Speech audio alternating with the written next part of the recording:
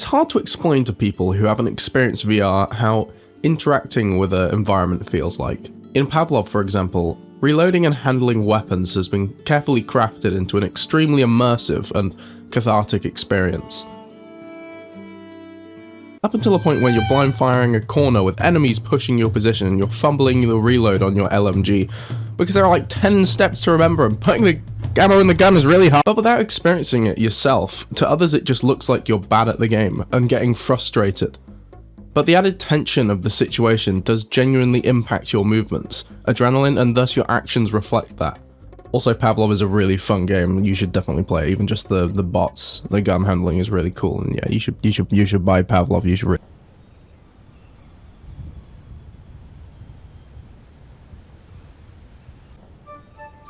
Blade and Sorcery manages to do all of this while being the best VR experience for a quarter of the price of Black Ops 6 Vault Edition. What? Why does this exist? How are they selling a game for 100? Hi, just a heads up. Could you hit the subscribe button? It only takes 5 seconds. It would really.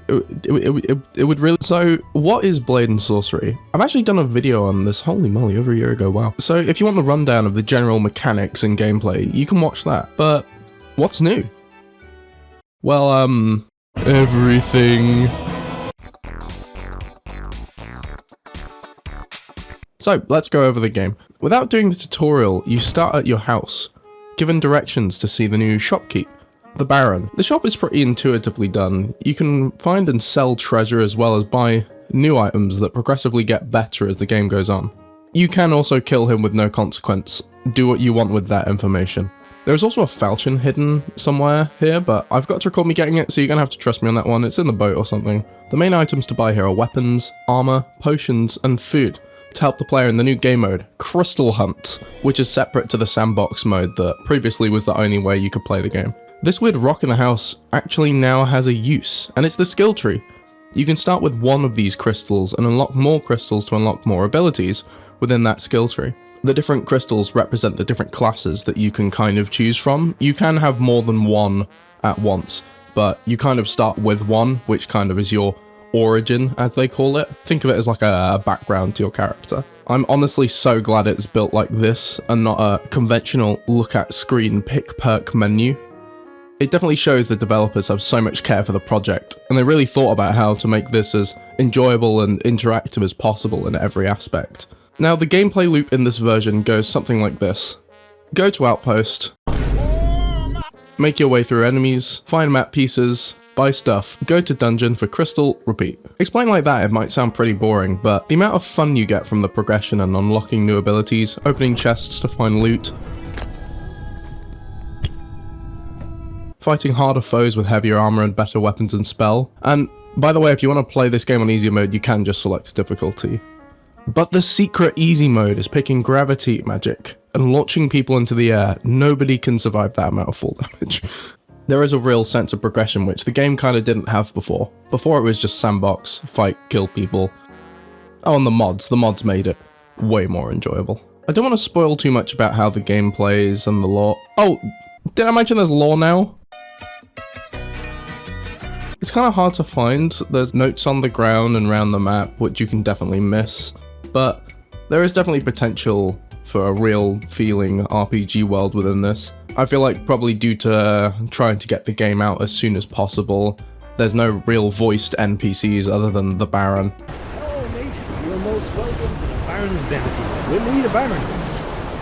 I've been told all about your quest to our mutual friend Athen. All these characters are mentioned, like the Queen and all the bandit leaders, but you never see them, you never really interact with them other than with these notes. But that definitely leaves room to expand on with further releases, which I'm sure the development team plan on doing. Taking a look at the notes you find can reveal more about the factions you're fighting, and even tidbits about what they think of you, the player. I mean, if you think about it, it would be strange if just one person was going to these places and just killing anyone that opposes them, no matter what faction they align with, simply for power and money. Wait, I'm the bad guy. Oh, I see. Yeah.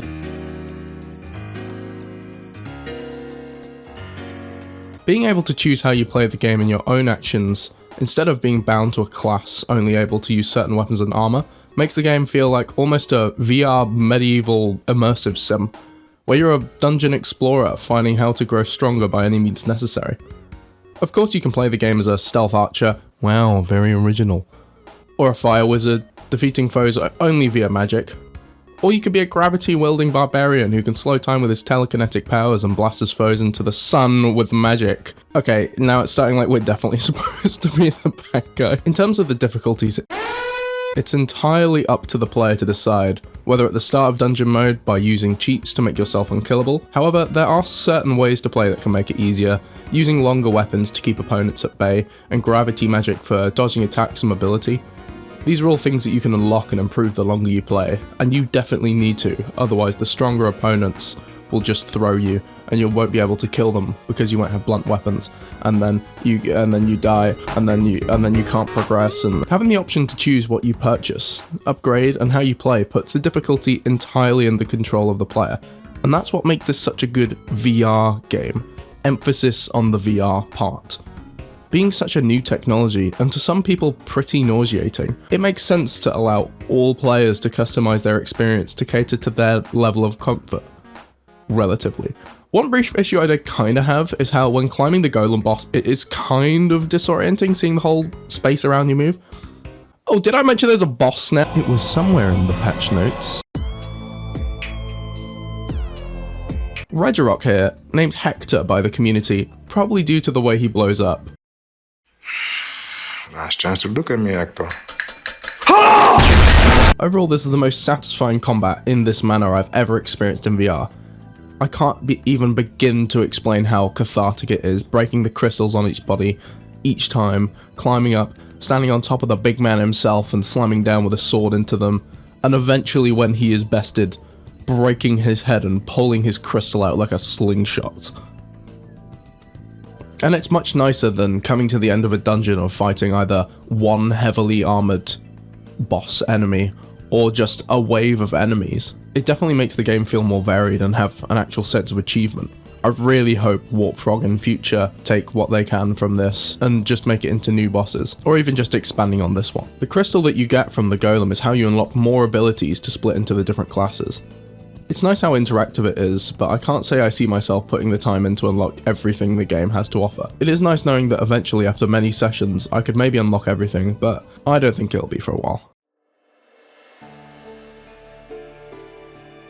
The ending, while a little disappointing, I'm sure it'll be built on, but I'm not exactly sure what it means for the lore, because I didn't read most of it. I'm just here for killing people and money.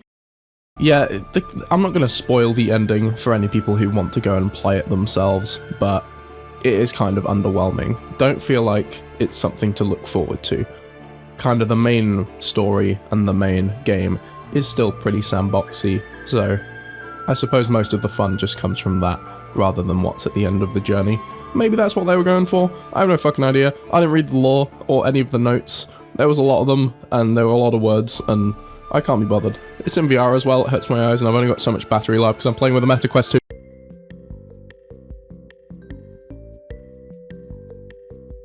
To wrap up, you should buy this game.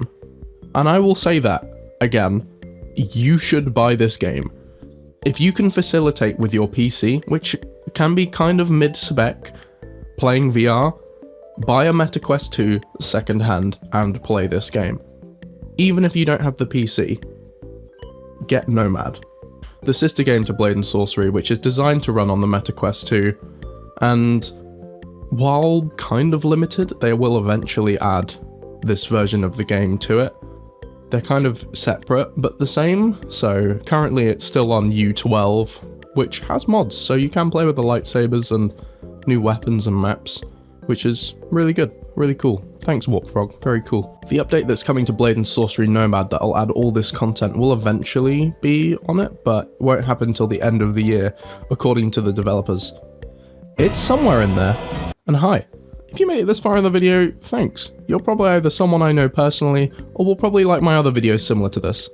I'll hopefully make more, but no promises. So for now, have a good day.